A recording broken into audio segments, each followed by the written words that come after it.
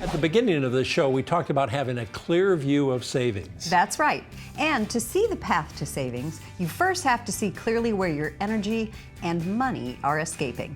Let's get ready to catch those dollars. Many of the problems that can be solved by weatherization involve conditioned or unconditioned air getting in or out of places that should be more airtight. Let's start with an easy one. If you have a fireplace or wood-burning stove, you should keep the flue cover closed whenever it's not in use. This prevents cooled air from escaping your home in the summertime and stops frigid outdoor air from entering unimpeded in the wintertime. With an easy adjustment, you can stop that unwanted air exchange and start saving those wanted energy dollars. Doors and windows are some of our biggest culprits when it comes to unwanted air leaks. Caulk or other weather stripping materials can be added to windows to cut down on the prevalence of leaks. Use caulk on immovable areas like window jambs or door jambs. Use appropriate weather stripping materials such as felt, brush, metal, or foam tape to close gaps in movable parts of the window. In winter, plastic insulating kits can quickly be installed to provide an extra layer of protection. Door frames and closures can be tightened with the addition of a metal, brush, or foam weather stripping piece along the closure, as well as a plastic, aluminum, or stainless steel door sweep along the bottom. All are easy to install and maintain. If you have a door that isn't used for daily entry, you could use a rolled-up towel or other draft blocker to prevent air from escaping under the door. A big energy saver is making sure that your heating and cooling system is in proper working order and conditioning the air in your home efficiently. This can be achieved through routine maintenance, filter changes, and a periodic professional tune-up. Another way you can help the system out is by sealing up any visible ductwork that may be leaking air and compromising the conditioned air in your home. Check duct paths for any obvious gaps or leaks.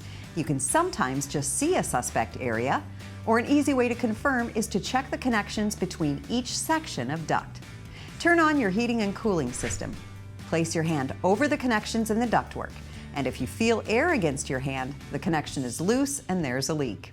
You can also check these connections with an incense stick or even a piece of tissue to detect air movement. Once you've found and marked the leaks, go back and seal them using mastic sealant or metal tape.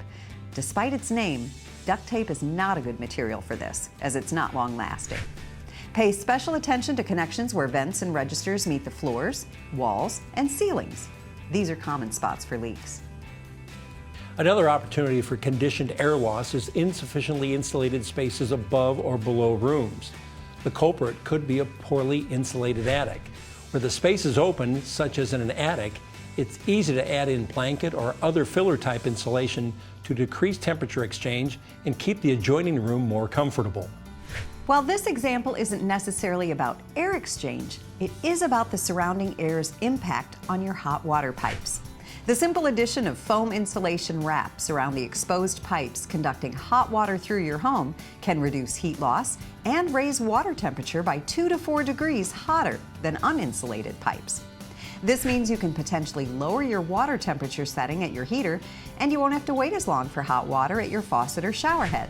Determine the type, size, and amount of insulation material you need for exposed pipes. Pipe sleeves of polyethylene or neoprene foam are the most common. Start at the water heater and work your way out. If you have a gas water heater, keep insulation at least 6 inches from the flue, and consider using fiberglass pipe wrap in this vicinity. These are all great DIY ideas to up the energy efficiency of your home. If you find yourself with no idea where to start on improvements like this, you may want to get a home energy audit to help you identify problem areas. If your heating and cooling system is not ENERGY STAR rated, you might want to consider or start saving for an upgrade. The Department of Energy has a weatherization assistance program to help low-income households obtain weatherization services and reduce energy costs. Reach out to your local utility or a local community action agency to find out more about the weatherization assistance programs. Weatherization improvements can help you save energy in all types of weather. It's a great way to capture and save those energy dollars trying to escape your PowerHouse.